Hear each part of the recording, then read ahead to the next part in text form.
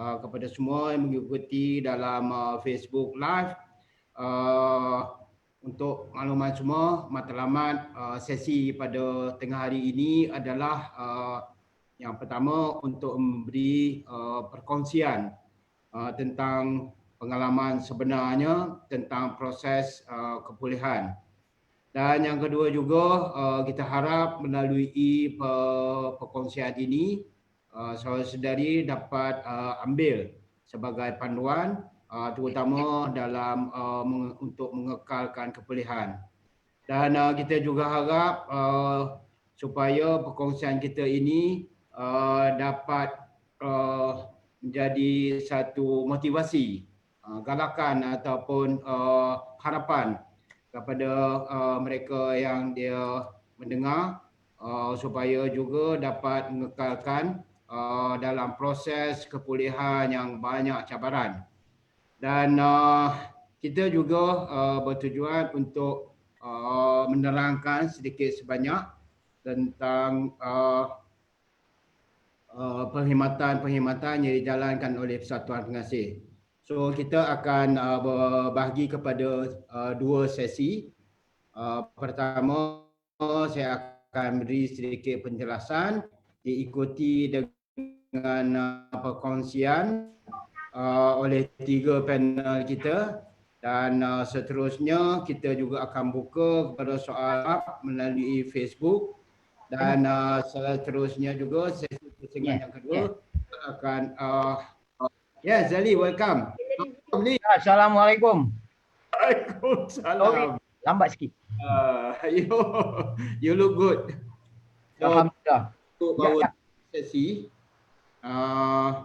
dan kita akan proceed dengan the first presentation, iaitu sedikit tentang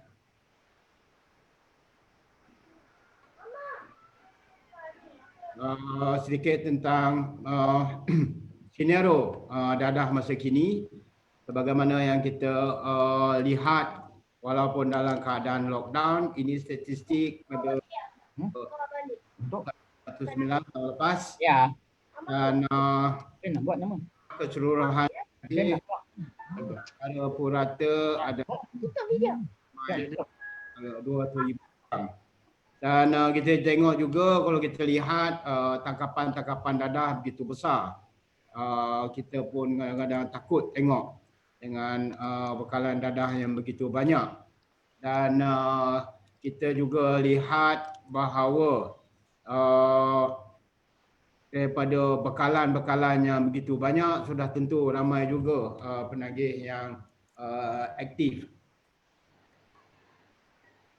Di waktu yang sama juga kita juga kena sama-sama lihat dan fikirkan di dalam kes-kes yang banyak melibatkan mereka-mereka yang menagih semula.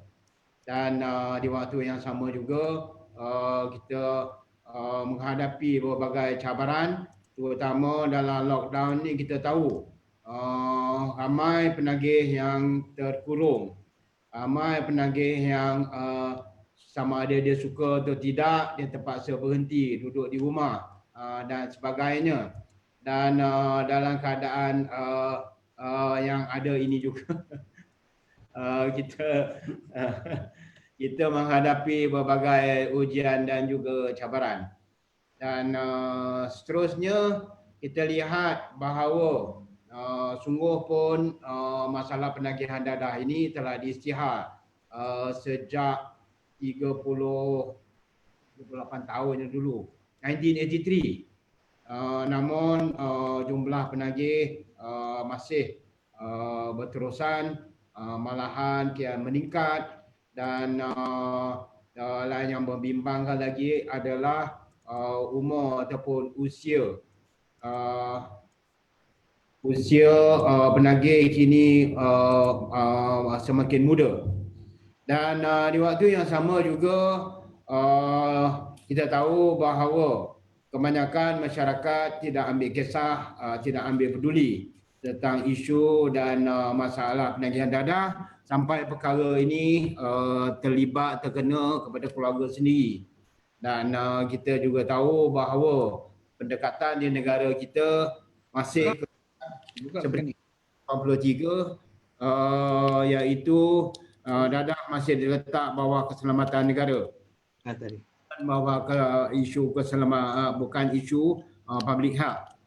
Dan yang lebih malang lagi adalah bagi mereka yang terjejas ataupun terlibat dengan penagihan dadah, imej penagihan dadah yang diletakkan begitu menakutkan. Penagih dilihat, dilabelkan sebagai sampah masyarakat, dan banyak lagi labeling-labeling yang negatif, sehinggakan mewujudkan satu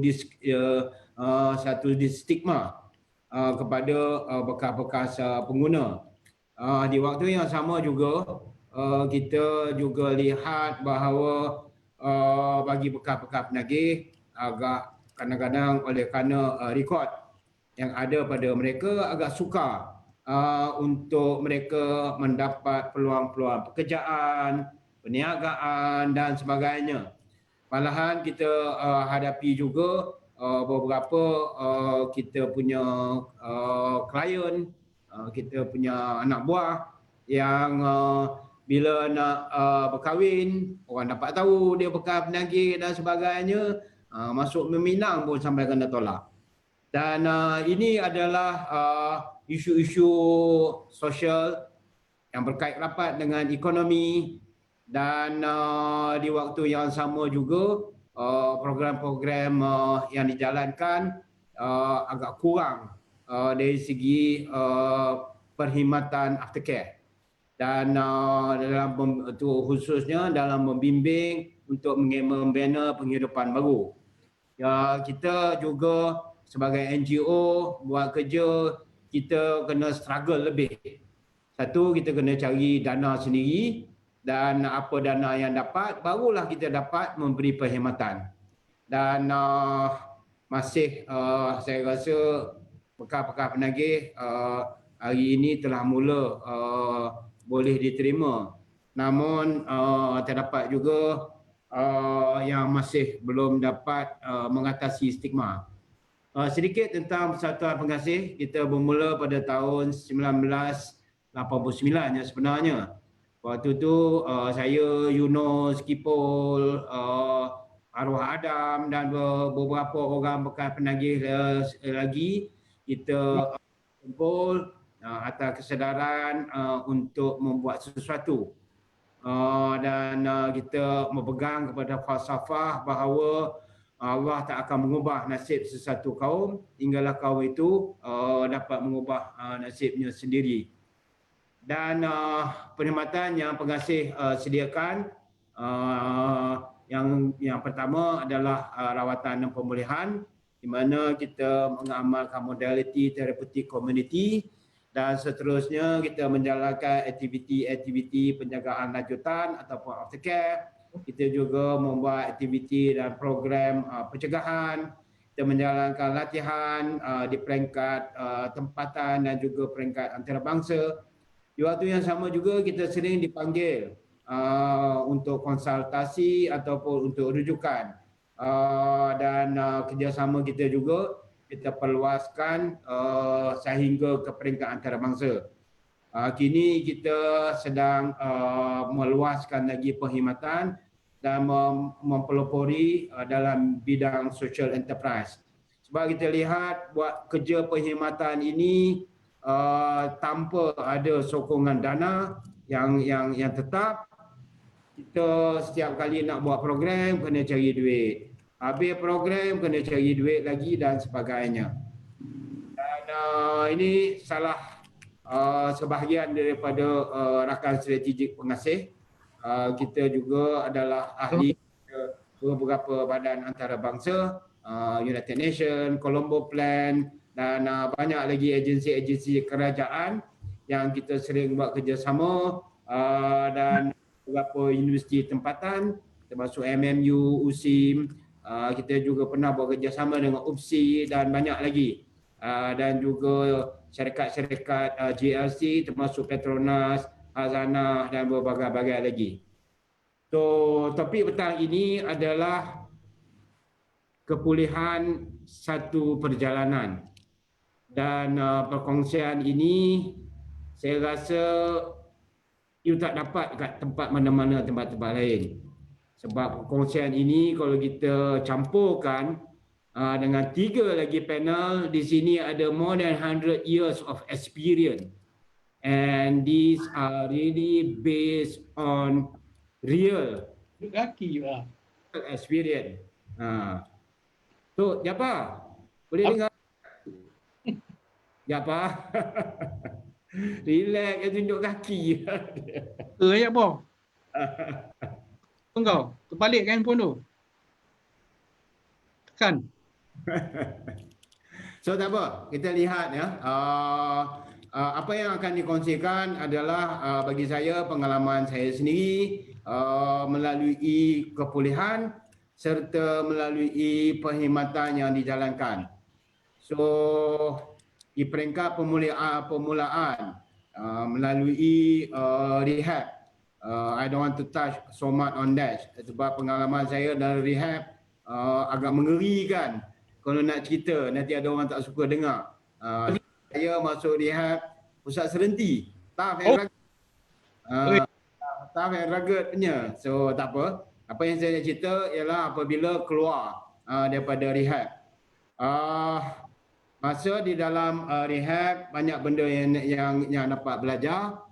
Terutama, satu, dapat belajar diri sendiri. Dapat kenal kelemahan-kelemahan diri. Yang kedua juga dapat belajar macam mana nak hidup dalam pusat. Nak tak nak kena survive. Kalau tak ada orang, macam-macam kena. Ada kena dera, kena apa semualah. So itu yang dia belajar. Tapi yang lebih pentingnya ialah apabila nak bebas. Peringkat permulaan tu nak bebas, apabila dah tahu tarikh bebas, berdebar-debar, takut. Buat apa? Takut nanti keluar ni boleh sustain ataupun tidak. Takut nak menagih balik. So, kebetulan saya keluar, saya agak menasib baik, diterima terus bekerja dengan BRPD masa tu. Sekarang dikenali sebagai ADK. So, saya berada dalam, I would say, a safe environment. Dalam satu suasana yang selamat. Dan dalam satu suasana orang-orang yang menyokong. Orang yang memahami. Dan di fasa ini, di fasa permulaan ini, ataupun dikenali sebagai pink cloud, rasa seronok, bebas berdadah, tak ada terikat lagi pada ketagihan dan mula menyesuaikan diri kepada realiti. Ini yang agak berat sikit, realiti ini. Realiti ini ialah bagaimana nak hidup balik.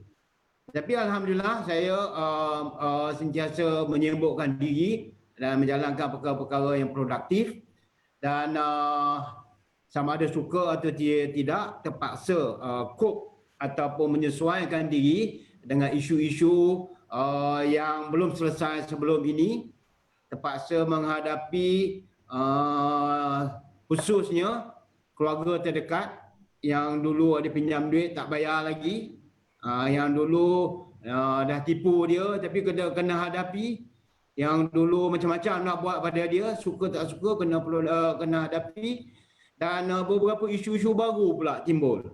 Dulu masa mengguna tak ada kisah sangat tanggungjawab, tapi apabila dah berhenti macam-macam nak kena buat. Dan di waktu yang sama juga menjalankan program sibuk dengan kerja, sibuk dengan aktiviti, terutamanya aktiviti pengasih dan sebagainya. Dan di waktu yang sama perlu membuat pembetulan balik. Saya ingat lagi dalam early recovery, 2-3 bulan pertama tu saya nak jumpa adik-beradik, saudara mara takut. Tetapi beranikan diri pergi jumpa dulu, yang mana supportive dulu pergi jumpa. Saya ingat lagi saya pergi jumpa kakak saya dan saya dah belajar dalam recovery, kalau nak pergi tu bawa lah sikit hadiah dan ambil hati. Bukan apa pun, jadi bawa apple aja, bawa pergi. Sukalah kakak tu kan, kita tengok, oh dah baik adik aku kan. Dan di waktu yang sama juga dengan masyarakat terdekat. Ini satu hal lagi. Ini pun susah juga. Dulu dia kenal kita sebagai pengguna. Sekarang dia tengok dah pergi surau. Sehari dua tu dia perhati aja, tapi hari ketiga, keempat dan seminggu tu dia mula tegur. Dah mula mau berbual dan sebagainya. Di waktu yang sama juga saya sering mendekatkan diri dengan agama, dengan masjid dan selalu sentiasa berhati-hati tentang perkara-perkara yang boleh buat menagih semula. Dan juga berhati-hati, tak mau contoh dia kalau dah berhenti daripada dadah, tak mau pula pergi ke arak, pergi ke ubat batuk, pergi ke yang lain-lain dan sebagainya. Dan waktu permulaan recovery tadi tu rasa sebab saya masa tu selalu pergi NA. Rasa alamak, orang sharing dia dah 3 tahun, 4 tahun, 5 tahun. Rasa lama sangat kan. Tapi alhamdulillah program dah ajar one day at a time, easy does it. Dan selepas 3 tahun tu makin bersemangat, makin kuat, makin rancak bekerja. Sampai saya rasa saya dah jadi macam workaholic kot. Kadang-kadang weekend pun kerja, sentiasa bekerja sebab saya dapat satu dope yang baru, iaitu nak berjuang untuk pengasih masa tu. Pergi pusat. Pernah saya ingat lagi satu kali saya dengan mantan presiden yang lama dengan Yunus, kami pergi ke Pulau Pinang. Balik ke KL, balik rumah tukar pakaian pergi ke Johor. Balik ke KL tukar pakaian pergi ke Terengganu pula. Punya semangat, punya highly motivated masa itu untuk membina rakan-rakan sebaya. Sebab saya rasa kalau kita sendiri tak bangun buat perubahan, siapa lagi? Nak harap orang makan gaji, dia tetap makan gaji dan berpencen saja. Dan di waktu yang sama mula wujud satu identiti baru. Kawan-kawan yang baru dan juga mula belajar isu skill-skill yang baru. Maklumlah nak hidup dulu biasa hidup dengan dadah aja. Tapi bila dah hidup dalam realiti, macam-macam isu yang selama ni tak pernah dikendalikan, terpaksa dikendalikan. Mana isu nak jaga hati orang, mana isu nak jaga duit, mana nak isu jaga mak mentua, pak mentua. Dan selepas 3 tahun tu, pemulihan agak sedikit ke arah kematangan lah. Dan di waktu yang sama, saya masih dapat maintain balance lifestyle, mula menjaga fizikal juga, mula exercise dan sebagainya. Dan selepas 3 tahun tu, oleh kerana mungkin saya agak lucky, agak nasib baik bekerja dalam bidang ini, jadi selalu ada peringatan, tahu sempadannya setakat mana. Dan selalu juga waktu itu pergi ke pusat-pusat serenti, pergi ke penjara, pergi ke street outreach dan sebagainya. Maka dadah tu tak adalah rasa ringan sangat lah. Dah lepas 3 tahun tu dah kurang. Ada juga. Sekala-sekala tengok orang jab, orang hisap tu ada juga. Dan waktu yang sama hubungan dengan keluarga telah bertambah baik. Dan dalam proses giving back ataupun helping others, yang sebenarnya it really helps me. I don't know whether I have anybody or not, but I know it helps me a lot. Dan di waktu yang sama juga apabila recovery telah berjalan lama, saya Allah nak ajar, nak tarbiyah. Selepas 8 tahun saya dengan pengasih, saya keluar bina hidup sendiri di luar pula. Dan di luar menjalani penghidupan yang lebih bagus. Saya masuk bidang perniagaan masa itu, menguruskan syarikat sendiri, malahan pernah menguruskan beberapa projek yang besar-besar. Dan mula timbul satu kematangan. Sebab kawan-kawan saya, masyarakat keliling saya bukan lagi terdiri daripada bekas-bekas penagih yang memahami saya. Mereka adalah orang-orang biasa dalam masyarakat. Dan alhamdulillah masih dapat maintain healthy lifestyle, jaga fizikal, emosi, dan juga jaga agama. Di waktu yang sama juga banyak ketika kadang-kadang oleh kerana circle tu dah tak ada lagi bergaul dengan bekas-bekas penagih, kadang-kadang lupa pun saya ni bekas penagih. Sebab dah pun dah tak ada jadi daya tarikan. It's no more, it's not the challenge anymore. Di waktu yang sama juga hubungan dengan keluarga bertambah baik. Waktu tu dah pergi haji dan sebagainya. Saya pun syukur oleh kerana satu ketika kalau saya ni dengan bapa mentua, mak mentua, saya ini orang yang paling dibenci. Tapi selepas 10 tahun dalam recovery, alhamdulillah mereka pun tinggal sama dengan saya. Alhamdulillah sampai akan meninggal pun di rumah saya. Tapi di waktu yang sama juga masih ada suara-suara sumbang kat luar yang mengatakan bekas penagih dan sebagainya. Tapi pada saya, I'm not bothered about that. Bukanlah kita sombong. Tetapi macam mana nak stopkan apa orang nak fikir tentang diri saya. So apa orang nak fikir itu hak dia. Tetapi yang lebih penting apa yang saya faham tentang orang lain. Dan meneruskan penghidupan seterusnya. Hari ini dah berapa ya, tahun 86 ya, 30 tahun lebih lah, 34 tahun menghidup, living life in life term, up and down. Dan alhamdulillah finally I come back to Pengasih. Ini semua juga saya percaya adalah atas takdir Allah. Allah yang nak ni semua. Ini bukan atas perancangan saya. Ini betul-betul kehendak Allah. Sebab Allah tahu mungkin I fit here best. Dengan pengalaman, dengan apa yang dah lalui. And here I can be more of myself. Di sini saya tidak takut dikenali. Di sini saya tidak takut diketahui. Dan walau bagaimanapun, saya bersyukur, berterima kasih kepada semua kawan-kawan dalam Pengasih, terutama residen Pengasih. Saya terima kasih. Sebab you all always remind me who I am. Supaya saya tak lupa diri. Saya dah tengok ramai juga bekas penagih. I met a lot of successful bekas-bekas penagih. Jutawan pun ramai saya dah jumpa. Tapi kadang-kadang ramai yang dah lupa diri. So that's part of my experience. Hopefully kawan-kawan kita yang ada ni juga mereka ada mempunyai pandangan, pengalaman sendiri dan berbagainya. Maybe we start with apa kot? Can you listen now? Dah pakai headphone dan berbagai dah. Can you talk? Where are you, man?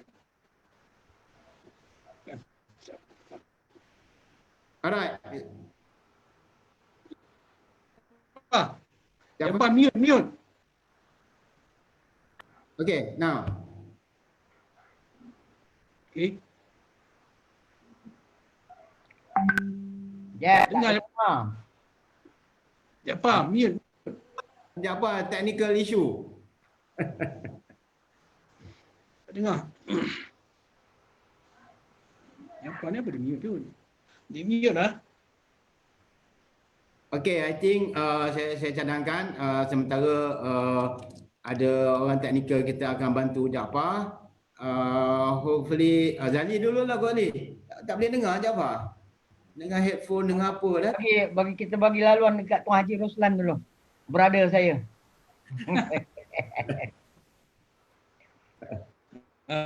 Boleh. Okey, insya-Allah.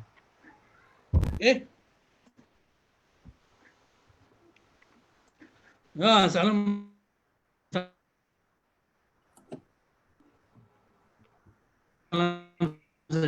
Sejahtera.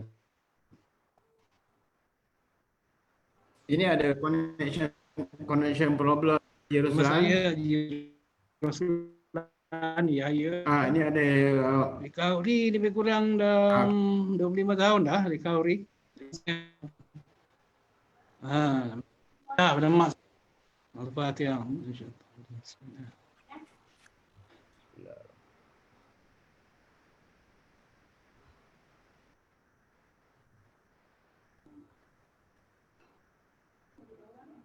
Internet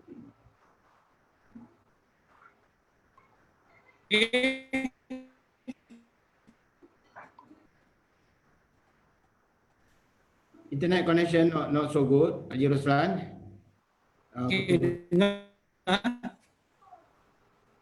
Dengar tak? Okay, now clear.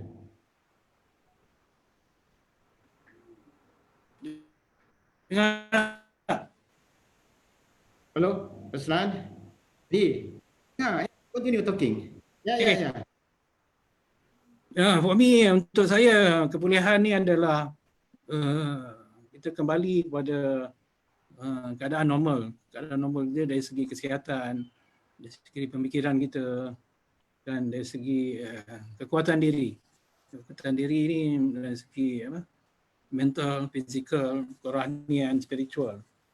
You back to your normal life. That is for me, recovery. And dalam ni saya nagihan lebih kurang habis sekolah je kerja terus nagih. Sampai umur 40 tahun baru nak berhenti. Tapi alhamdulillah dan finally boleh juga. Orang kata penagih ni susah nak berhenti memang. Syukurlah dah boleh berhenti Dan apabila for me recovery is something that sesuatu yang kita kena faham tentang diri kita, macam mana boleh jadi penagih, macam mana kita nak baik daripada penagihan itu, nak keluar daripada penagihan itu, dan apa yang kita buat hari-hari, aktiviti yang kita perlu buat untuk. Dan saya masuk pengasih tahun 95 ingat. Dan memang early recovery memang mencabarkan. Dan early recovery ini memang mencabarkan supaya selalulah kita protect diri supaya kita tak terjerumus balik di godaan, temptation. Kita kena protect diri daripada temptation akan sebaya, temptation keluar di environment yang environment lama. Kalau dulu berdengung kat Chowkit, lalu Chowkit pun lain macam lah. Dan itu temptation, godaan yang kita kena lalui semasa di recovery. Dan lagi satu banyak lagi perasaan, orang cakap tingkah laku ni susah sangat nak berubah kan dalam early recovery tu. Pasal kita dah lama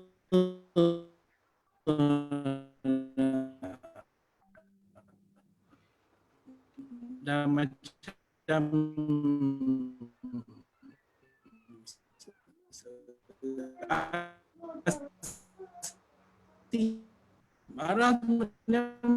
marah pada diri sendiri. Wah, bila lockdown ni internet punya connection banyak gangguan lah. Belajar manage muka tu sendiri. Please continue, Haji Ruslan. Kita ada sikit technical issue here.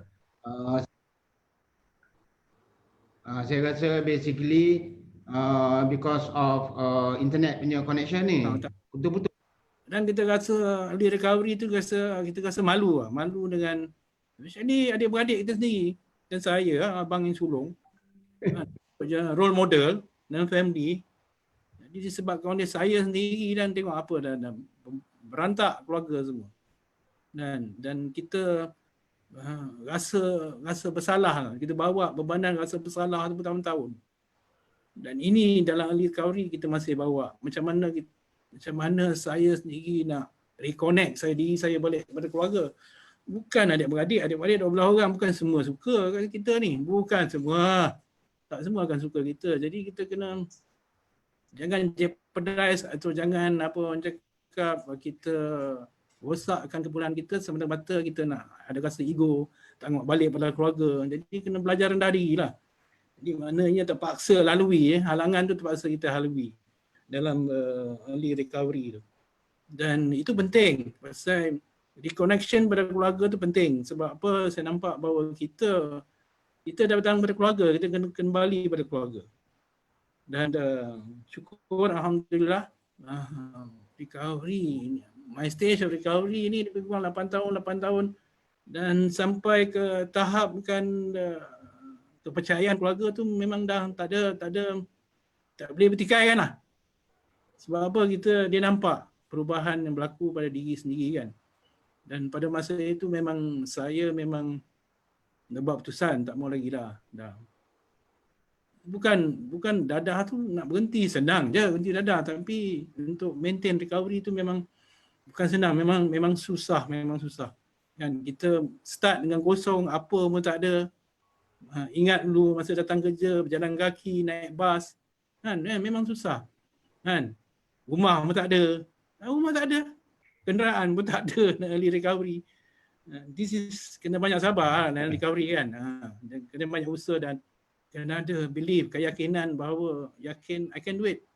Saya boleh buat. Kan, orang lain boleh buat, kenapa aku tak boleh buat kan? Benda tu tak ada masalah pun. Kita pun dalam recovery pun bukan nak jadi kaya pun. As long as our life is happy, kita bangun pagi, kita happy kan. That is the importance of jadi dalam tu saya cerita sikit lah tentang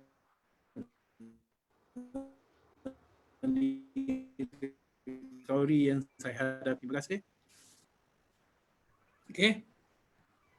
Haji, back to you Tuan Haji. Okay. Thank you Tuan Haji Roslan. Kita sini ada kawan-kawan kita daripada jauh pun ada. Tuan Haji Usop dari Singapura pun. Assalamualaikum. Dr. Prem, ramai lagi lah. Kita ada about 30 yang following dalam Facebook Live. So Jafar Daud, dah okey ke ni?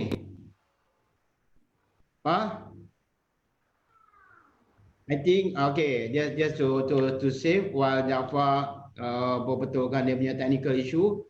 Jadi. Ya, Tuan Haji. Sihat. Alhamdulillah. Sihat tadi. Nampak kat rumah ni. Jadi syukur alhamdulillah.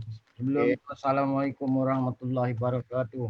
Waalaikumsalam. Saya sebenarnya sangat-sangat bersyukurlah. Sebab orang kata Allah tu nak uji.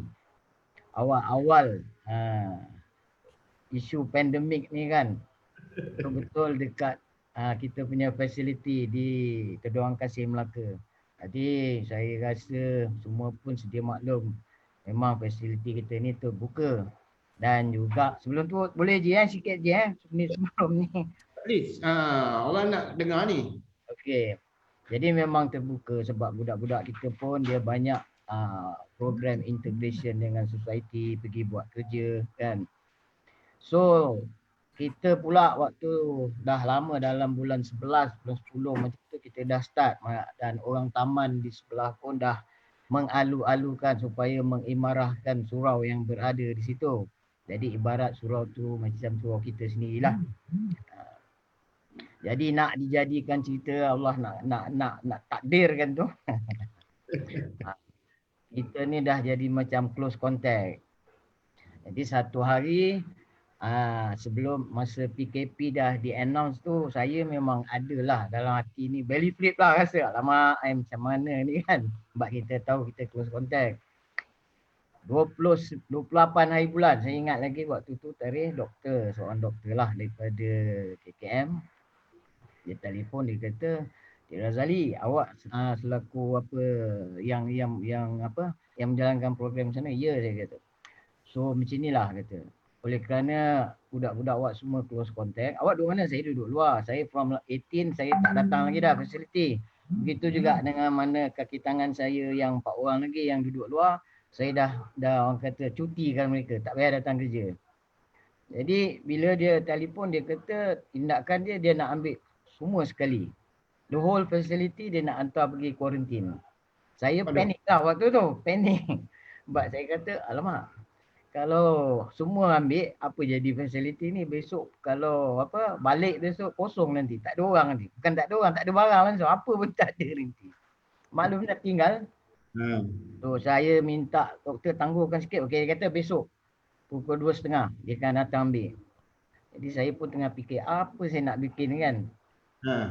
Saya call balik mana staff saya yang duduk luar tu. Saya kata jom kita ada situation kat sini. Semua saya minta harap datang untuk kita tackle this issue. Macam mana nak buat? So kebetulan datang 2:30, tiba-tiba ambulans pun datang. Oh. Maklumlah waktu tu baru dengan ambulans datang, dengan astronot semua turun kan. Orang lalu lalang, jiran tangga jadi tumpuan lah. Tak tahulah ada orang ambil video ke tidak, wallahualam, saya pun dah tak sempat nak tengok kan. Jadi bila pegawai tu datang, dia bagi saya senarai nama. Masa tu budak-budak semua dah siap dah. Saya dah call sebelum tu. Saya kata just stand by in case anything happen. Kalau arahan untuk dibawa kuarantin, I mean kita just follow. You jangan risau apa-apa, insyaAllah. So bila datang, dia bagi saya list, dia ambil 8 orang dulu. So dalam 8 tu, 2 lama, yang 3 lama, yang 4 tu baru. Yang nasib baiklah salah seorang kita punya staff pun ada kat situ. So saya ada sedikit orang kata reda lah. Sebab saya bimbang budak baru-baru. Baru lagi sebulan 2. Kena pula sekarang punya isu drug use kan. Semua syabu, koktail. So bila dalam keadaan stres kita bimbang tak tahu apa yang berlaku. Jadi bila salah seorang tu orang kata Allah punya urusan tu kan. Letak seorang. Adalah penenang kat situ yang tukang kawal 8 orang. Dan nasib baik pula mereka ni hantar di pusat baru di Alor Gajah. Letakkan pula di tingkat 6. So di tingkat 6 tu bila dia ambil video, tengok persekitaran video, dengar je. Ya? Ha? Dengar. Di pusat kuarantin di Create Alor Gajah. Berhampiran dengan Famosa. Dia memang training center untuk JKR lah. So dengan setup saya tengok dengan orang kata itu kalau orang betul-betul normal people, yes lah kita tak ada bimbang. Tapi dengan budak-budak kita ni punya psychosocial, punya background kena recovery, bimbang je. Tak tidur malam fikir jangan nak buat hal yang sudah. Itulah nasib baik salah seorang staff pun ada situ yang saya pasang kat dia. Catback ke budak selalu panggil. Tapi tak boleh jumpa lah. Mereka ni duduk satu bilik seorang. Jadi? Ya. Ada teknikal pula. Ni internet lah ni. Dia duduk satu bilik seorang. Halo? Dengar? Halo? Dengar. Dengar Jadi diorang tu berterusan orang kata buatlah at least every day tu jumpa di pintu koridor masing-masing aja. Dengar. Alright, dengar. Lan. Okay, yes. So continue. Di situlah bermulanya. Jadi bila pula yang 8 ni pergi, yang kami balance lagi 20 lebih ni, bila waktu tu saya tanya, dan kedudukan kami ni pula macam mana? Dia kata besok akan dihantar ke pusat lain, di Tiang 2. Dia ada lagi satu JPJ punya training center, tempatkan di situ. So, saya pula tanya lagi, macam mana pula kami yang daripada luar ni? Yang duduk luar hari ni datang pasal dengar you nak ambil semua sekali. Okupansi dalam ni semua you nak ambil, saya punya resident. Yang kita orang terpaksa datang. So, kalau macam tu sebab salah seorang daripada 8 tu, salah seorang dia detect positif. So yang tu dia bawa hospital Melaka. Yang 8 ni hantar Create. Jadi yang kami ni yang datang dengan saya sekali ni dah kira expose. Bila dah expose, dia kata cik lebih baik cik pun kuarantin kat sini. Yang kita akan hantar ke Tiang 2. Okey saya tunggulah. Besok tu saya tunggu tak ada call. Saya pun tak nak call, tak nak get back lah. Saya pun kelang kabut bimbang. Tunggu tak ada. Jadi hari-hari saya dapat feedback pada yang Alor Gajah ni, ceritakan keadaan dia dan sebagainya kan. Jadi kepala otak ni biasalah jangki, mula berfikir macam mana ni kan, ini mesti something orang kata boleh kita perbaiki untuk kita punya budak-budak. So saya call pihak hospital KKM, saya cakap dia macam inilah puan, oleh kerana saya rasa puan pun kesuntukan dan tempat pun payah. Saya sendiri ambil ownership, saya sendiri accountable, saya minta kita kuarantin di sini saja. Saya sendiri akan ada di sini. Saya juga akan pastikan budak saya tak ada keluar dan juga orang luar pun tak ada masuk. Lepas tu dia kata okey, pada saya tak ada masalah. Tunggu saya dapat doktor punya pengesahan dulu. So besok tu dia call saya, dia kata okey, doktor setuju. Cik Razali jaga budak-budak kat situ. So kami ni kuarantin kat dalam je lah. Di dalam fasiliti. Sebab saya tahu bila saya dengar cerita yang di Alor Gajah tu, saya kata ni nanti lagi banyak masalah nanti sebab yang sana pun dah keadaan dia pun dah orang kata pening yang jaga tu. Jadi kalau lepas lagi 23 orang ni pergi ke pusat kuarantin yang lain ni jadi lagi masalah. Jadi setiap hari kita akan get back online je lah dengan yang ada di sana, cuba motivate dan sebagainya.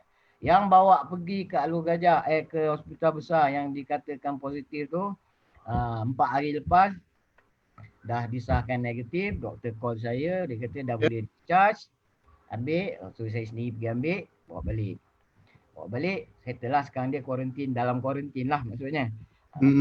Pas pada tu, 2 hari lepas, budak-budak yang di Alor Gajah pula, dia release lah, maknanya semua dah negatif kecuali seorang aja.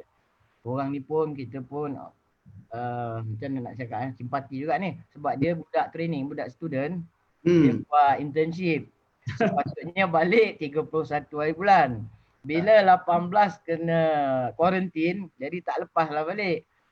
So dia pula close contact dengan yang saya jemput yang dah negatif tu. Jadi bila last day, rupanya dia on the 13th day baru dia swab, ambil sampel daripada hidung. Okey. Ambil sampel on the 13th day baru dia ambil. Bila dia ambil besok dah tahu, sebab yang saya tanya sendiri pegawai yang buat urusan tu, dia kata kenapa lambat yang first. Dia kata first punya swab tu dia akan hantar ke Sungai Buloh. That's why dia makan masa paling tidak pun tu seminggu dia kata. So the rest second swab dia akan hantar Hospital Melaka je, dah boleh dah. Dalam sehari dah tahu dah. Kalau ada dia akan hantar ambulans. Kalau senyap tu maknanya negatif dan dia akan bagi. So yang sana pun dah lepas dah balik dengan surat pelepasan, sebab mula-mula kita bila ambil tu kita ada sign satu surat persetujuan mengatakan maknanya kita dah terikat dah ni. So second test dia ambil, dia akan kalau negatif dia akan bagi surat pelepasan. In case contohnya kita ambil first test, setelah sign kita tak pergi untuk second test, dia panggil tak datang, itu yang hantar polis saja datang ambil tu. So dia hantar polis. So yang budak-budak yang okey Li. Ini panjang dah sharing period kuarantin. Okey. Bukan sharing. Saya buat rumusan sikit je. Okey. Jadi pada semua tu semua, so sekarang ni semua dah dapat surat pelepasan mengatakan negatif lah. Alhamdulillah lah. Semua dah disahkan negatif. So bersyukurlah, saya bersyukur banyak kan dengan doa kawan-kawan semua kan. Memanglah satu kata waktu lalui krisis tu orang kata siapa nak rasa dia lalulah.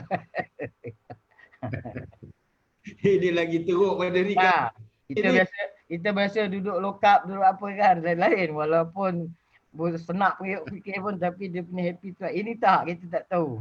Ada ke tidak tiba-tiba datang ambulan nanti kan turun angkat, turun simpang wad. Kalau positif tak ada can balik, tak ada can apa dah. Habis kat situ je.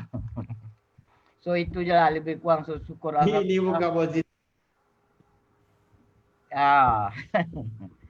So sekarang ni orang kata kita dah apa, budak-budak semua dah disahkan negatif. So alhamdulillah saya pun rasa lega. Barulah 2 hari lepas saya boleh balik rumah dan sambung balik saya punya aktiviti dalam rumah, bersihkan rumah. Tu kalau tengok background saya tu dengan tangga pun ada tersandar kat dinding tu.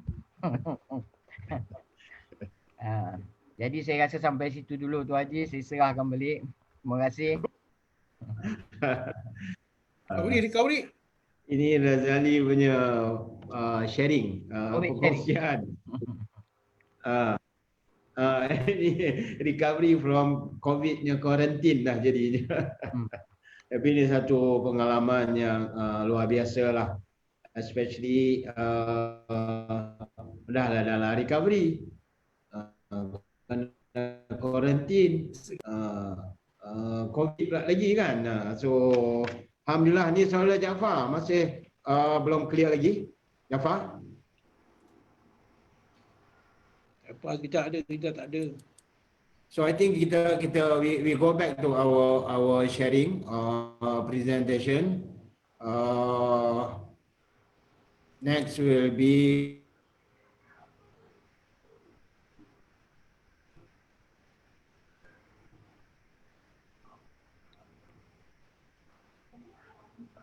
Cik Roslan. Yo, Haji macam stuck you punya. Kau punya line okey? nak ikut okey. Kau dengar? Aku dengar okey. Haji punya stuck gambar dia. Dia dengar recovery kau. Recovery aku. Cakap recovery. Yang early recovery kau masuk. Yalah, early recovery aku sebenarnya orang kata Belum lagi. ceritanya tak adalah orang kata tragik sangat pun. Biasa-biasa je. Kan? Aku berhenti masuk ke pengasih berapa tahun berapa aku dah tak ingat sebab aku masuk pusat 3592. Lepas tu 96 baru aku masuk penghujung lepas raya, aku ingat bulan 12 macam tu aku masuk di Tok. 97 Yes. awal baru aku keluar family. Waktu tu Cik Roslan, Tuan Haji Roslan kita COD lah. Selalu datang melawat di Tok kan, bagi motivasi dan sebagainya. Terima kasih banyak. Sampai hari ni pun aku ingat lagi. Dengan Abang Jaafar kita waktu tu kan. Seorang role model yang hari-hari pergi ke bakti kasih waktu tu. Waktu tu kami dalam Ditok ni tengok apa bakti kasih lah, itulah kan. So, Jaafar tak call. recovery aku ni orang kata aku sebenarnya paling mudah lah sebenarnya. 3 bulan pertama tu memang sedap lah, okey lah, boleh dah duduk. Bila lepas 3 bulan tu dia punya boring tu dah mula sampai lah. Dan aku punya dah mula berkata pada diri sendiri, nak buat apa aku duduk lama-lama ni. Dapat apa aku duduk lama-lama, buat apa aku buang masa contohnya kan. Tapi satu je lah yang aku dapat daripada brothers aku ni kan, abang-abang tu semua kata kau relax je, kau bawa bertenang, kau fikir, kau ikut je. Banyak lagi yang kita perlu belajar, banyak lagi yang perlu lalui. Tak boleh cakap. Aku ikut lah. Aku punya ikut. Lama-lama orang kata try je lah, orang nak apa, orang kata ada pos kosong sebagai OJT, minta lah, aku pun minta lah. Minta dan ditempatkan di business office masa tu dengan arwah Banding, dengan Abang Bai kan. Mungkin kerana latar belakang aku ni dulu pernah bekerja dengan salah sebuah bank kan. Jadi bila aku kerja, aku start function di kat BO tu. Jadi aku buatlah kerja-kerja aku yang memang kata sentiasa sibukkan diri. Di samping jadi sebagai sebahagian daripada kaki tangan kewangan, aku Banyak kali ya hari ni. ada respon jadi pilot dan sebagainya. Ramai pun balik. So, dalam tak diam orang kata dengar, ikut. Rupanya dah 23 tahun, 24 tahun aku dengar pengasih dah. Jadi orang kata cabaran sebagai seorang recovering addict tu banyaklah. Of course lah, macam mana Tuan Haji cakap tadi kan, rasa tertekan, rasa rendah diri, macam-macam lah. Nak mula balik, umur dah 36, 37 waktu tu, baru nak start balik, baru nak cari kerja. Macam Tuan Haji Roslan cakap tadi, motor pun tak ada. Jalan kaki, naik bas kan. Jadi memang tu satu tekanan lah. Tekanan bila kita tengok kawan-kawan sebaya contohnya kan, dah pimpin anak dah besar-besar dah kan. Apa pun tak ada lagi. Cuma aku bersyukur lah. Syukur sebab apa? Dalam kalangan adik-beradik aku 7 orang. Aku yang ke-7 yang bongsu lah. Macam Roslan tadi dia yang sulung ke? Aku yang bongsu. Jadi daripada keluarga punya side pula memang syukur Alhamdulillah kakak-kakak aku 5 orang. Arwah abang aku seorang. Tak pernah lah sisihkan aku. Dan sebagainya. Banyak bagi motivasi dan sebagainya kan. Jadi aku banyak orang kata terkenang kisah-kisah lama dulu kan. Macam-macam yang bila dah dibuat, dah dilakukan, tak dapat kembali. Kau saya balik ni. Problem lah. New. Cukup seksa. So far sebenarnya bila aku ada dengan rakan-rakan sebaya, yang brother-brother aku ni lah sebenarnya yang banyak menenangkan, yang banyak mententeramkan, yang banyak bagi motivasi dan juga galakkan kepada aku. Sampailah bila 2016 dulu, bila desakan ataupun orang kata aku perlu membuat salah satu langkah untuk orang kata buat satu yang baru lagi, aku ambil satu ownership, aku accountable waktu tu dengan mantan presiden kita dulu untuk aku ambil alih Melaka contohnya. Buatkan satu projek lagi di sana yang membantu lebih ramai lagi anak-anak watan, anak-anak tempatan yang telah tercebur. So sehingga hari ini 2020 dah lebih kurang 4 tahun jugalah dalam recovery masing-masing. Dalam recovery dan juga nak orang kata macam mana nak meningkat ataupun nak wujudkan, nak sustain salah satu projek yang kita buat, yang kita adakan di setiap negeri supaya boleh bertahan dan juga boleh berjalan seperti biasa. Dengar? Tuan Haji dengar? Dengar. Dengar. Aku pakai Maxis Home Fiber, mungkin bagus kot. Jadi insyaAllah lah sehingga kini saya rasa dah 3.25 bagi Abang Jaafar, Abang Sulong kita untuk cakap pula. InsyaAllah Abang Jaafar teruskan. Settle tak dia punya micingnya problem? Dengar. Okay, cakap.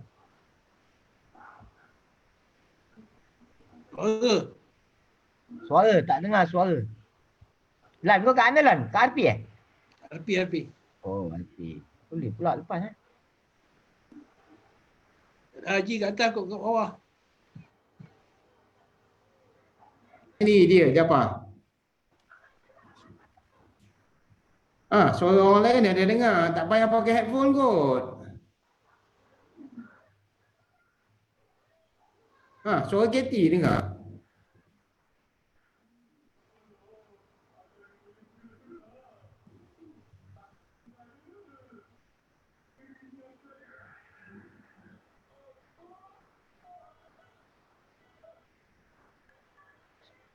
Dah mute dah. Dia mute. Dia mute nampak. Okey. Okey, jap, test. Mute lagi.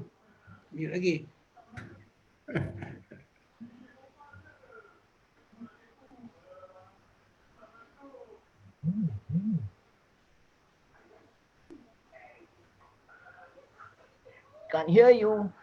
I can't hear you. Dengar.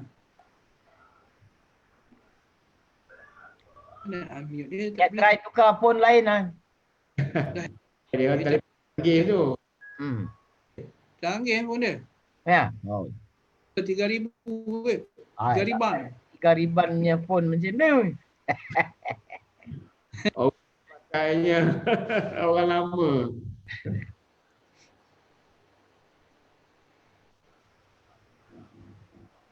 Patutlah jemput Haji Yusof Ain Society. Yusof is watching. Kita tadi ada I think yang dalam live FB dalam 40 watching. Facility pengasih Bukit Tunggu semua juga bersama melihat. Saya rasa begitu juga dengan facility di Selangor, Sungai Buloh dan juga di Bukit Beruntung dan juga lain-lain facility. So Jaafar, dah hilang pula Jaafar. Okay, can we proceed? Kan?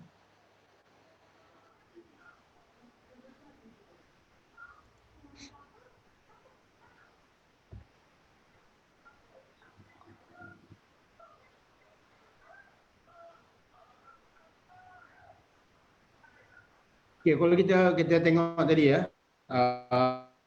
dalam recovery kita akan melalui beberapa fasa yang mana contoh dia di peringkat permulaan kita melalui satu transisi dalam membina satu penghidupan baru. meninggalkan alam penagihan adalah satu kelegaan yang sebenarnya.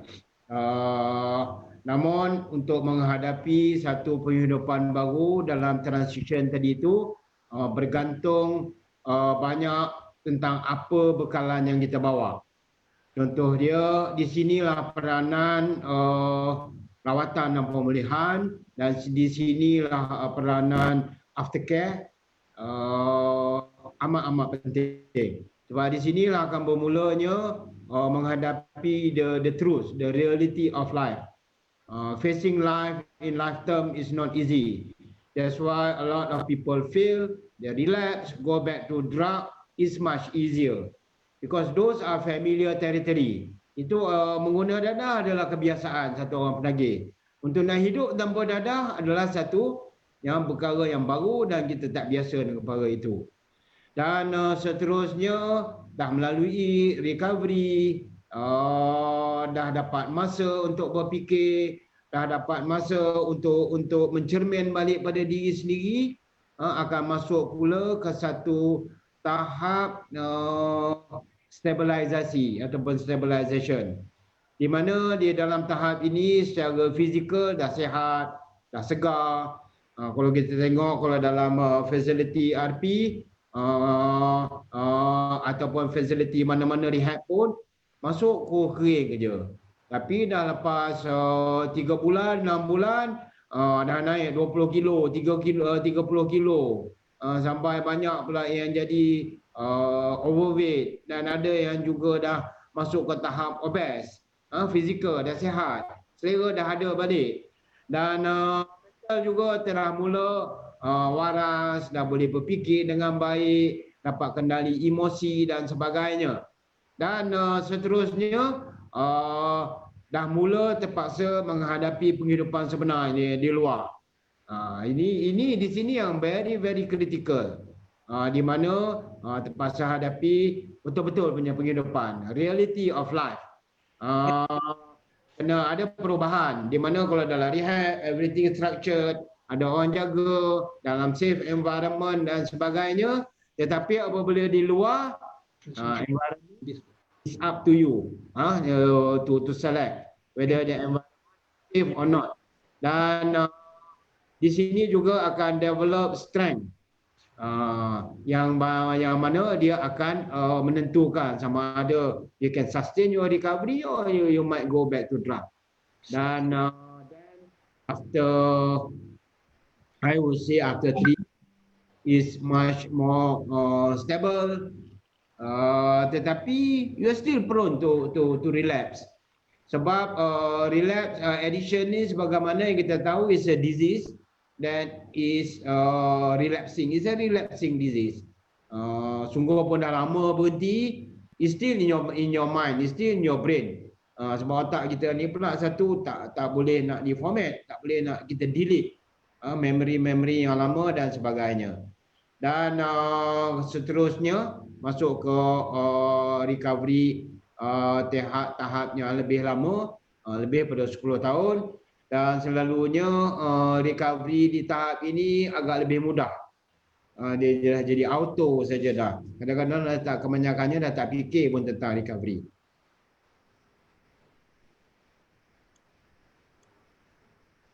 Dan bagi saya cabaran-cabaran dalam menghadapi recovery yang utamanya adalah cabaran dengan diri sendiri. Maklumlah, dia bergantung. Contoh dia, saya berhenti ketika usia 32 tahun. So 32 tahun baru nak start macam-macam. Rumah tangga, barulah nak ada kenderaan dan sebagainya. Di mana kawan-kawan yang sama waktu tu dah pergi lebih jauh. It's something like a late starter lah, nak mulakan hidup baru. So sudah tentu menghadapi beberapa setback. Tetapi kena terus tabah, kena terus lalui. Semangat kena tetap kuat dalam menghadapi ke reality, dalam menghadapi ataupun menerima apa benda yang kita tak boleh nak ubah. Satu perkara yang pasti adalah the past we cannot change. InsyaAllah kalau kita berusaha, kita gigih, kita betul-betul commit, the future we might be able to change. Dan di waktu yang sama juga terpaksa menghadapi setback juga tentang pengendalian emosi. Kata-kata kalau kita lihat, saya berani nyatakan hampir semua penagih adalah lemah dari segi emosi. Oleh kerana the nature of the drug itself, dadah itu sendiri adalah mood enhancement punya substances. Dadah merangsang perasaan, dadah menenangkan, dadah menggairahkan, dadah membuat jadi berani, bla bla bla dan macam-macam lagi. Sekarang without drugs, so kadang-kadang emosi itu tak dapat dikawal dengan secara betul. Itu sebab kalau ada keluarga yang mendengar ataupun ada pasangan yang dengar, fahamlah. Pekan-pekan pengguna dadah ni mereka agak lemah dari segi ini dan perlu dipertingkatkan, perlu diimprove. Tapi kalau orang tak menagih pun sama juga, lemah juga tentang emosi. Dan begitu juga dengan intellectual. Saya waktu dalam early recovery and middle recovery pun banyak menghabiskan masa dengan to develop back intellectual. Dan banyak habis masa dengan membaca buku. Sebab saya rasa banyak benda yang tak tahu, banyak yang tertinggal dan sebagainya. Tetapi di waktu yang sama juga, bila berhadapan dengan masyarakat, bila berhadapan dengan orang-orang luar, kadang-kadang that inferiority complex tu masih ada. Contoh dia, macam mana nanti kalau orang tahu.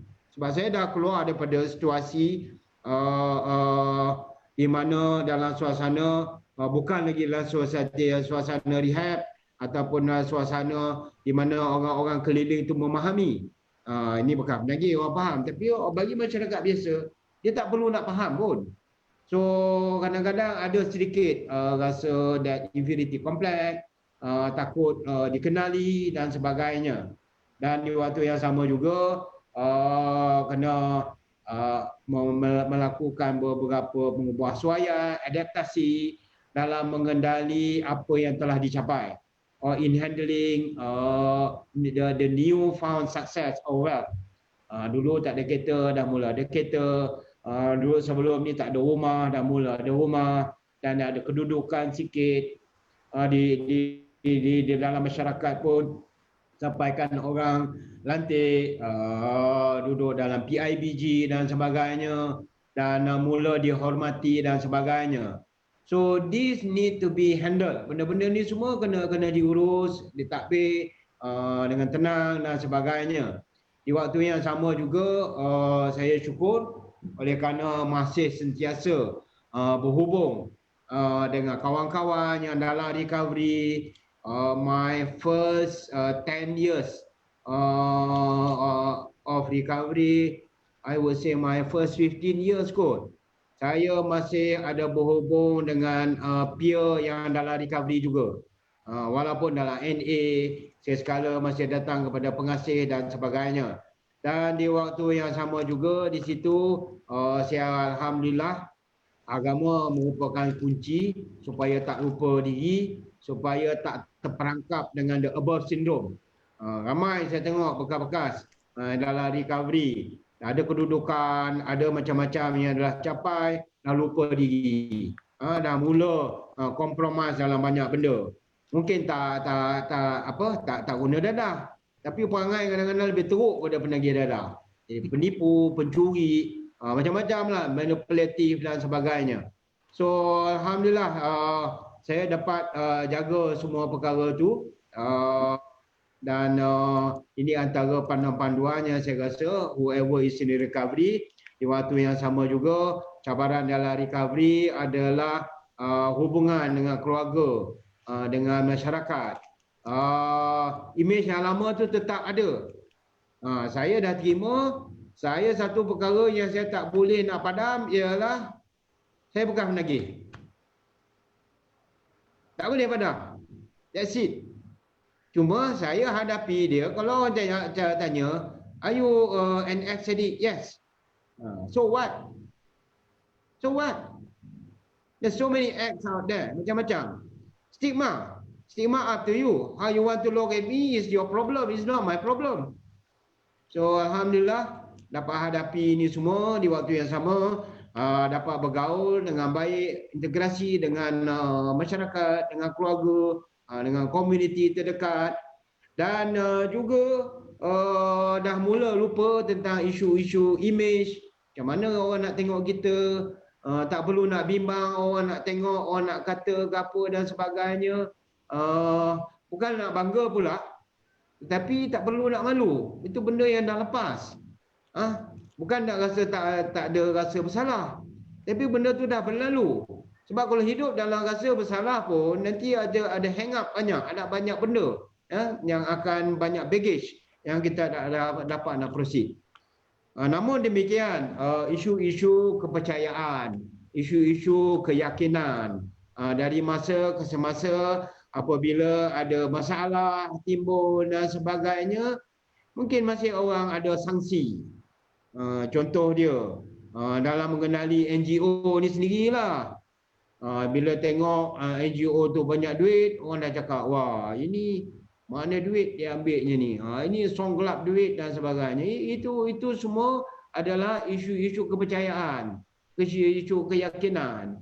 Malangnya pula ada juga kawan-kawan yang bekal-bekal penagih pun buat perkara macam tu. Macam dalam isu baru-baru ni, apabila kita minta bantuan dan sebagainya, dia ungkit-ungkit benda yang lama dan sebagainya. But that doesn't matter. We need to break the barrier. Kita kena jalan terus dan kita kena yakin bahawa kalau kita buat benda yang betul, apa kita nak takut? Allah pasti bersama dengan kita.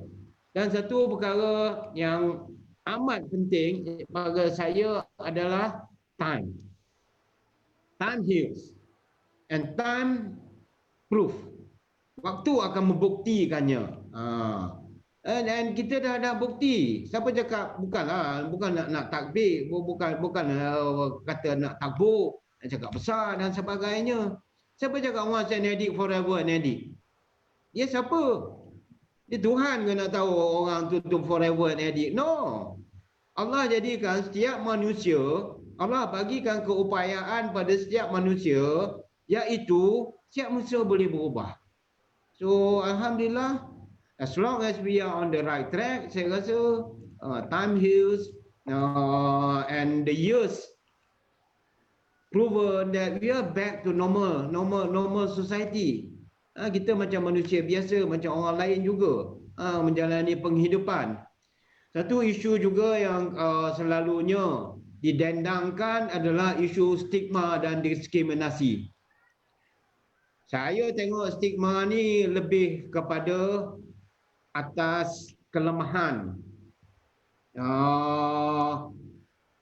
yang membuat dasar dan yang melaksanakan. Kalau sebab saya tengok apabila kita bergaul dengan komuniti antarabangsa, kalau dia tengok ex-addict ni, dia tengok macam orang biasa saja. Tapi di Malaysia ni lebih-lebih sangat. Sampaikan labeling yang diberi, image yang diletakkan kepada bekal penagih begitu buruk sampai orang jadi takut. Itu yang menjadi stigma yang sebenarnya. Stigma is the image that being created. Who created that image? Siapa yang create image ni? So begitu juga perception daripada keluarga, daripada komuniti, dan sayangnya kita Malaysia ni masih pakai undang-undang pendekatan yang lama, iaitu tahun 1983 lagi, dan itu yang membuatkan stigma dan public perception masih yang sama. Penagih dilihat sebagai penjenayah, belum dilihat sebagai pesakit, dan namun begitu. Bagi saya lah yang adalah melalui penghidupan, bergaul, duduk dengan orang luar, dengan masyarakat marhain, bergaul, bercampur dengan orang-orang korporat dan sebagainya. Diskriminasi pada saya adalah satu myth saja, satu mitos saja, satu dendangan saja. Tak betul. If you behave well, if you perform well, Pasal apa orang nak discriminate? There's no reason. Pada saya tak ada. Cuma image besar ataupun the big image, the campaign dan sebagainya diletakkan kepada pengguna dadah ataupun bekas-bekas penagih dadah ni was so bad that itu yang orang korporat nak sponsor, nak bantu apa semua tengok it's no more attractive, tak menarik. So kita harus jalan ke depan dan kita harus terus menghadapi cabaran-cabaran ini dengan pengalaman yang dah ada, insya-Allah dengan sokongan daripada kawan-kawan dan kita terus yakin bahawa kalau kita buat benda yang baik, yang betul, saya rasa insya-Allah Allah akan sentiasa bersama kita. Jafar, you back? Can't hear you lah. Alah sayang. Tak apa, lain kali kita belajar dulu, kita test dulu, baru kita buat live. So, okay, meantime, Lan. Ke Zali dulu. Anyone kan? Siapa? Kita ada lebih kurang 15 minit lagi. Okay. Oh, okay, kita continue. Aku nampak dalam recovery kemudian ni Allah Ta'ala dia uji aku 3 perkara dia uji. Betul? Mula bila nak berhenti memang susah betul lah. Berhenti dadah. Kan? Memang susah. Tak senang. Bila early recovery pun susah nak hidup. Hidup nak susah. Dalam early recovery aku dah mula 3 tahun, 3 years atau 4 years after that aku dah remarry tau, kahwin. Oh. Baru kan. Aku ingat dulu bila aku masuk rumah sewa pula tu. Apa pun tak ada tikar, tidur atas tikar. Life so difficult lah. Memang Allah Ta'ala nak uji dengan susah dulu. For me it's okay. I understand, I have a wife yang understand, isteri yang faham. Dan bila kita dah kahwin, kita punya ekonomi problem tu ada kurang sikit lah. We share tu kata. Kalau duduk seorang memang duduk kat pengasih dah, you not going out from pengasih. Kan? Because recovery memang duduk kat luar. Kan? In the society, in the community, recovery sebenarnya. Dan sebab tu dalam tengahan recovery tu sendiri, dia uji pula kesenangan lah. Allah Ta'ala. Kan? Dah mula senang nak hidup. Dah ada motor, ada kereta. Kan? Tapi masih ada halangan lah. Ada anak pula nak jaga. Lepas tu fikir tentang rumah. Kan? Fikir tentang ini. This is reality in life. Dan reality in life, apa yang I dah hilang, I have to recover back semua, everything. Kan? Kita dah kahwin, dah ada isteri, lepas tu dah ada anak pula lagi. Lepas tu kena cari tempat rumah sendiri untuk kita duduk. Alhamdulillah kita dapat tu semua. Dan di situ juga dari segi dan pada masa itu juga aku membina satu membantu membina satu pusat di Kelantan. Memang mencabar membina pusat Kelantan dulu. Mula-mula start klien ada seorang je klien. Susah awak nak berhenti. Orang Kelantan memang susah nak berhenti. Tahun berapa tahun? That was in 2004 tu. Nak buka Kelantan tu. Sampai pindah ganda 4 kali pindah ganda. Nak dapat support kan. Jadi tak apalah, kita usaha sampai sekarang alhamdulillah. Kita dapat satu fasiliti di Kelantan, di Bakar Baru. Dulu satu, sekarang residen dah pergi ke tahap 20 orang. Dan aku bersyukurlah usaha-usaha yang buat tu dapat bantu anak-anak Kelantan kembali kepada benda. Pasal orang Kelantan susah nak baik. Kan? Orang Kelantan ni dia ego sikit macam aku lah, orang Kelantan. Ego. Kan? Ego ni semua ada kan? Antara besar kecil ke, kalau tak ada ego, tak ada problem tu, abnormal tak ada ego. Kan? Ego means pride that you have achieved in recovery. Aku selalu rasa bangga dengan apa yang aku usaha lah. Aku tak bangga pada apa yang aku tak usaha. Okay? Dan Aku nampak halangan dalam recovery ni sebenarnya. Dan dalam late recovery pada tahun 2005 aku dah pergi haji. Nah, itu dah 2005 dah pergi haji dan aku nampak ke arah dah pergi kena ke arah dah tua. Umur dah sekarang 65 dah. Halangan recovery aku sendiri sekarang kesihatan. Bila kita dah tua, macam-macam penyakit datang. Dia macam-macam 4 kali 4 series ke 5 series semua datang. Satu datang semua datang. Darah tinggi, kencing manis, apa lagi ada? Kolesterol banyak dan di hepatitis pun. Aku tak malu, aku ada hepatitis. ada, tapi what important is that kita kena jaga kesihatan lah. Aku sih kena jaga kesihatan. Kena selalu follow up appointment hospital. And because people that love you still need you. Dalam ni halangan dia lah. Memang late recovery memang banyak halangan because we learn new set of skill every day. Kita belajar skill ni, kita belajar hari-hari. Macam Tuan Haji cakap, perubahan, changes. Itu changes every day. And change is orang cakap is constant in life.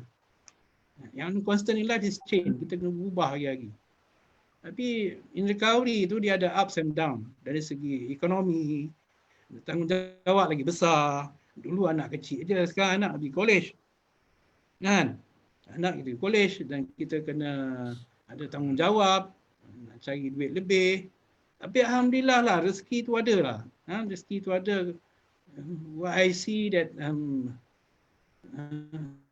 dalam recovery ni kita kena banyak jujur lah dengan diri kita sendiri, kan?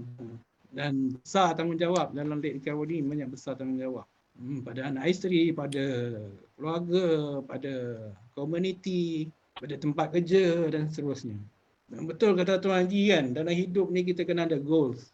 Kita kena ada matlamat dalam hidup tu sendiri, kan? Jadi kita nak capai matlamat tu, kita kena option macam mana nak capai matlamat ni sebenarnya. That's what I pegang selalu kan. Apa halangan dalam matlamat yang kita nak buat? Halangan-halangan. Banyak halangan matlamat kita, banyak halangan. Dan kita kena lalui, kita pecah tembok halangan tu supaya we can see what's above the wall. Dan kita kena tengok, kita kena ada juga orang untuk support kita dalam recovery. Kita tak boleh buat seorang. Dan aku pun banyak ada support dalam recovery aku lah. Abang Jaafar, Haji Ramli, banyak kawan-kawan aku. Adik-beradik aku pun support in recovery juga. Dan kita ni sebagai role model dalam recovery ni, orang tengok kita. Kan? Orang tengok kita, orang bukan suka kita pun. Suka kita penagih, tak suka sebenarnya. Dan tak semua orang suka kita pasal kita dah buat macam-macam hal dalam 25 tahun pentagihan tu. Sekarang pun orang tak suka kita. Orang tengok kita, tengok ni bukan penagih, dia tak, kepercayaan tu tak ada. Dan kita punya suara tu tak mendengar. Dia tak mendengar suara kita. Kan? Dia ingat dia lebih bijak pada kita lagi ke apa. Tapi kita dalam recovery, apa yang kita cakap semua cakap benar. Kalau kita tak cakap benar, itu bukan recovery sebenarnya, itu tipu. Kan? We talk about honesty, we talk about right thing, kan? Dan aku nampak kita sendiri, aku sendirilah kena bina kekuatan dari segi intellectual. Intellectual penting. Besar addiction is a brain disease. Jadi kita punya intellect, otak ni kena pakai. Kita tak mahu kata penagih tak ada otak. Memang dulu tak ada otak. So we do different thing. Kan? We think different thing, we believe different thing, kita make action tu lain. Sekarang action kita kena action yang betul-betul action. Kan? From what we think kan. Kita nampak bahawa kita ada sekarang, kita nampak lah, aku nampak dalam recovery ni aku nampak sebenarnya kita ada dua otak. Kita tak faham kita ada dua otak. Tahu? Satu otak kat atas kepala ni, satu otak ni kat hati kita ni, our heart. Kan? Kedua-dua ni kena bekerjasama untuk buat satu keputusan yang baik. Itu yang aku nampak. Ada orang yang ada otak tapi hati tak ada. Dia boleh conquer satu dunia dia tapi hati tak ada. Hitler ada otak tapi hati tak ada, dia bunuh orang. Yang aku nampak orang ada otak, ada hati adalah Aku punya role model lah Rasulullah SAW. Macam mana dia fikir? Dia boleh conquer 3 suku dunia sezaman dia. Dia bawa khalifah dia conquer Islam. Dan juga dia punya intention nak bawa manusia umat ni supaya selamat dan seterusnya.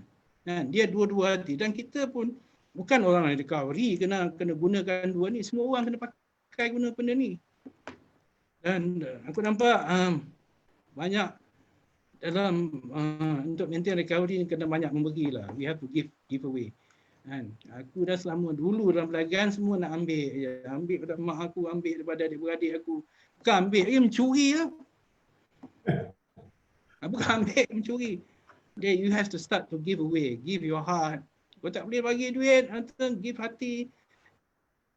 Bagi khidmat pada keluarga dan seterusnya. Aku bersyukur. Aku bersyukur aku dapat khidmat pada ibu aku sebelum dia meninggal.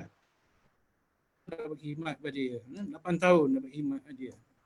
Sampai dia cerita ke adik aku, dia kata, I'm proud of Roslan, dia cakap.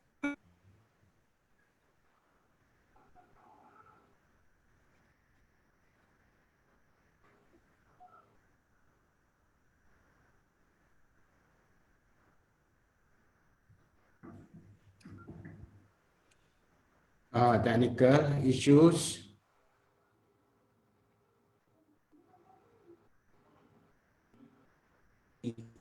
Cukup.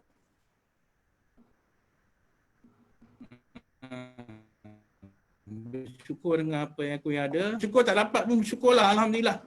Dan recovery itu sendiri. Dan memang challenges dalam mengendalikan persatuan ni memang challenges banyak. Kita tengok dalam recovery, kita nak tengok kita punya role model. Role model kita pandang macam role model, tapi role model buat tak baik, kita pun frust hidup. Kita belajar benda yang baik, lalah diajar, selepas tu ajar benda yang tak baik. Jadi kita kena ada put a stand lah. Kita kena put a stand bahawa this is my recovery, it's not yours. Aku kena jaga recovery aku sendiri. It's not yours, it's my recovery, I have to take care of my recovery. Dan life has to go on untuk capai goal tu and put that into action. Dan yang penting sekali dalam recovery adalah spirituality kerohanian tu penting. Bukan kata kau alim, bukan kata berzikir hari-hari, tahajud, but I mean you have values in life lah actually. You have to instill values in your life. Jujur, bertanggungjawab, dan prihatin dengan orang, sayang orang, love people, care about yourself, care about others. Dan hopefully lah kan, up and downs dalam hidup ni, recovery in career wise, in family wise, dalam community wise memang ada up and down. Tapi for me is one day at a time lah. Buat benda yang baik hari ni. Because why? Kita selalu aku sekarang takut nak buat mistake in life lah. Kehidupan. Jadi bila buat mistake in life, kita kena fikir macam mana keluar pada mistake tu sendiri. Bukan yang kita ni Nabi, memang ada mistake kita buat. Every day ada buat mistake kan. Macam mana nak fikir nak keluar? Nak fikir nak keluar, you have to share dan cerita dengan orang lah. You nak simpan your guilt semua kat diri you, kena share with people. Okay, itu dah Haji. Okay, terima kasih Roslan. Ini sudah jawapan kita ni, relax je. Pak, suara tak ada ke? Hello? Tak ada.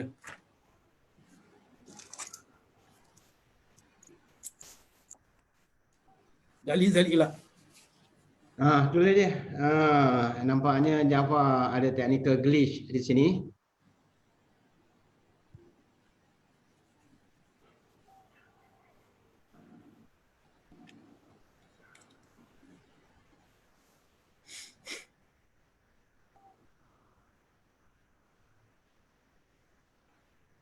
Zali lah, Zali. Zali. Kalau Jafar tengah perbetulkan tu. Sikit je lah, masa pun saya tengok pun dah tak banyak lagi kan. Bagi saya lah, melalui kehidupan dalam recovery, lebih-lebih lagi waktu orang kata penghujung usia ni dah 59, next year 60. Syukur alhamdulillah masih kuat lagi walaupun banyak dugaan penyakit-penyakit yang Allah bagi, Allah Ta'ala sayang, suruh usaha lagi, suruh ikhtiar lagi, tetapi semangat dan juga iktizam untuk buat kerja ni masih orang kata diiringi dengan penyakit yang dibagi itu.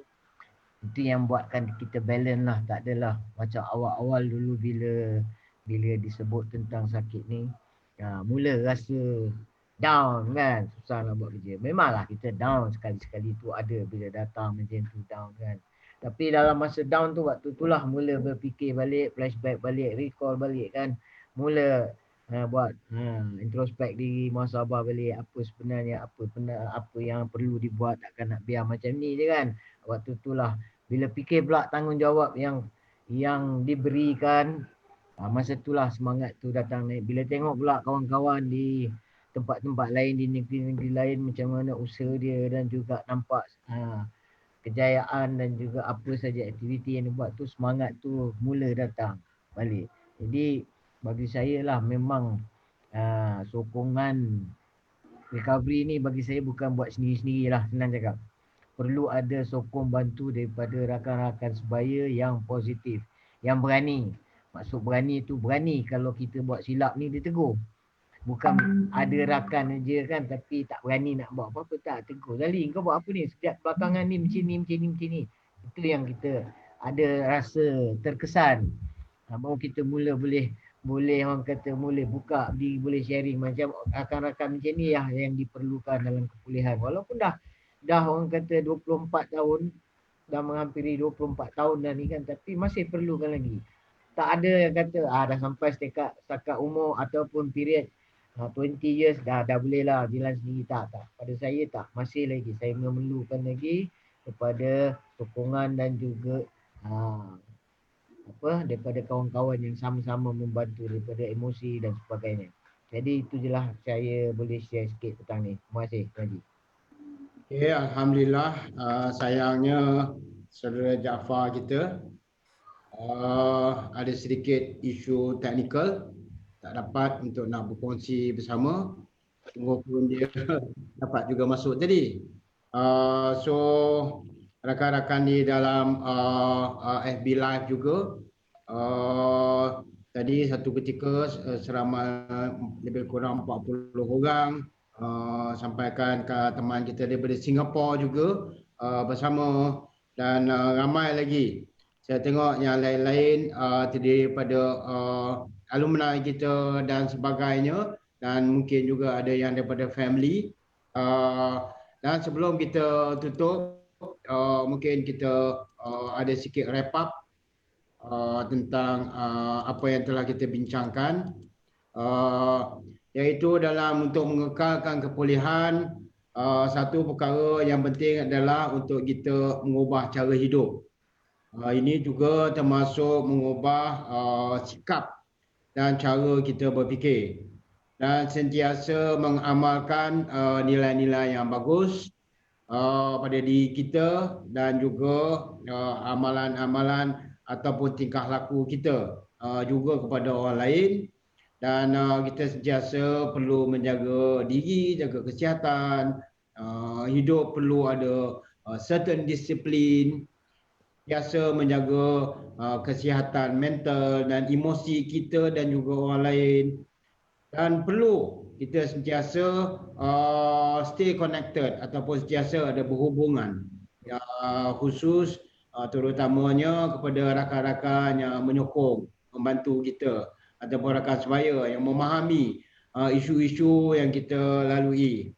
Di waktu yang sama juga kita tahu bahawa kita tak boleh nak berkompromi ataupun mengambil ringan, memandang rendah terhadap isu-isu yang boleh membawa kita balik kepada penagihan. Dan kita tahu bahawa kita harus konsisten, berterusan, one day at a time.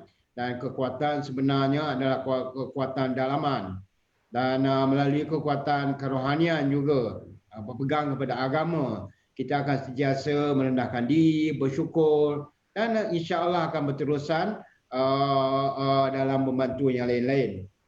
So antara tetamu kita juga Anas daripada Oman pun ada masuk nampaknya, dan ramai XX RP. Cuma oleh kerana kita tadi beberapa ketika mengalami beberapa masalah teknikal, terutamanya tentang internet punya connection. So ramai yang dah keluar. So saya bagi sedikit masa kot untuk Zali, Roslan untuk kata-kata ataupun pesanan terakhir sebelum kita tutup mesyuarat webinar kita ini. Ya, sila Cik Roslan. Dan Okey, pesanan terakhir recovery. Okey. Recovery kita kena jujur lah dengan diri kita, dan kita kena sentiasa berubah untuk perkembangan, dan always kena buat perubahan diri hari-hari dari segi mental, dari segi pengawalan emosi kan. Sekarang dengan COVID lagilah duit emosi. Tak boleh keluar rumah ni. Marah ya. Duduk dalam rumah aja. Dan juga jaga amalan istiqomah, dan banyak bersyukurlah apa yang kita dapat. Akulah banyak syukur apa yang aku dapat hari ni, daripada kosong sampai alhamdulillah lah. Satu pencapaian. Yang penting dapat stay clean for 24 years. Syukur pada Allah SWT. Dan aku boleh buat, why not other people? Boleh. Adik-adik yang lain boleh buat, insyaAllah. Zali? Ya, bagi saya sendirilah